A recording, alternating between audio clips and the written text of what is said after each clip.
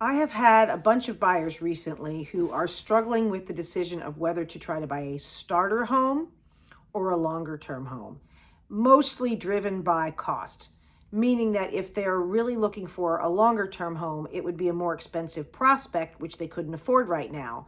So then they're trying to figure out, well, when could they afford it? How many more years worth of rent money that they're throwing away does that mean they'd have to spend, and sort of doing the financial calculations, as well as thinking about how it affects lifestyle if they were to put off a purchase for 3 or 4 years or something like that.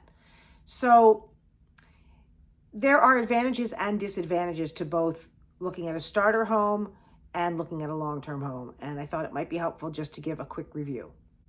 So obviously a starter home is going to be more affordable, and not just more affordable overall, but any mortgage you get on it is probably a little bit more manageable in the event that something happens where you suddenly can't afford it or there's a change in job. Usually people in starter homes are not at the total height of their budget. So it's a little bit lower risk than if you reach for that more long-term home from a financial perspective. And if you do need to move from a starter home, usually there's a fairly large buyer pool because there are always people looking for that first house. And again, it's a lower cost investment than if you're in a more expensive house. I've also learned from some clients whom I've sold starter homes and who are then looking to buy larger homes that there's a bit of learning that goes on in a starter home. Some things you thought might be really important might have ended up not mattering that much. Or maybe in your starter home, you gave up having a garage and you realize that that is just not tenable, and that now you're certain looking in your next house that you've got to find something with a garage or a finished basement or whatever it is. So you can certainly learn a lot based on your starter home, what is and isn't all that important for the next home.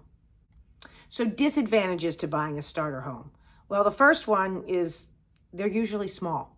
Also, if your thought is, well, we'll live here for 4 or 5 years and then probably move, keep in mind, moving is expensive. Not only the closing costs, both when you sell that house and buy another, but the moving company, potentially time off of work.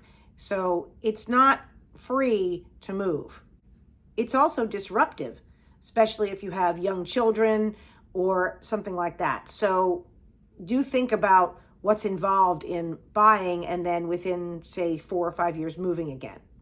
If you've put money into updating a house, if you have a short tenure in that home, you're less likely to get the full return on the investment, especially because you haven't had that many years to enjoy it.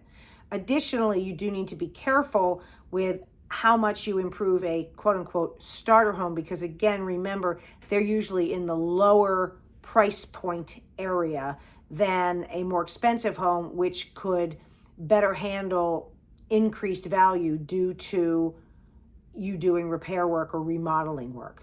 So on an $800,000 home, if you put in a $75,000 kitchen, you're much more likely to get more of that investment out of it than if you put in the same $75,000 kitchen in a home that has a value of around $400,000.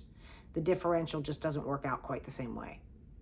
One more concern about starter homes is that if you know you're going to be moving, it can be a little bit difficult to create community.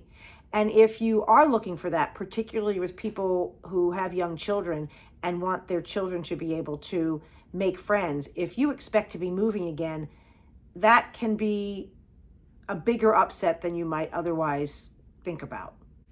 So the advantages to long-term homes mostly are the ones that were disadvantages to starter homes, but not exactly. Obviously, you have more space, usually both inside and outside. So for some people who say, well, the house is fine, but we really need a yard, whether they have a child or children or they have a pet, additional exterior as well as interior space is often one of the big advantages to a longer term home than a home you might consider as a starter home. You have less of a financial risk if you do updating to the property, as I explained earlier. And then again, similar to the negatives of a starter home, it's easier to build community if you expect to stay there. It is usually a bit easier to recoup money on improvements that you make in a house in a higher price point. Remember that the higher the price of the home, which is usually more of a long-term home than a starter home, they're usually in neighborhoods that are more valuable and appreciate more. So again, you have less financial risk over time as far as appreciation, although you do incur a much higher mortgage, which leads me to the disadvantages. Obviously, more expensive, bigger financial risk from the perspective of if you lose your job or that kind of thing. Also, keep in mind that larger homes require more maintenance and upkeep, and that's money, time, and energy. So clearly there's not an easy right or wrong answer of whether you should buy a starter home or a long-term home, but the purpose of this video was just to give you some different things to think about so that you can come to a decision that best suits your needs.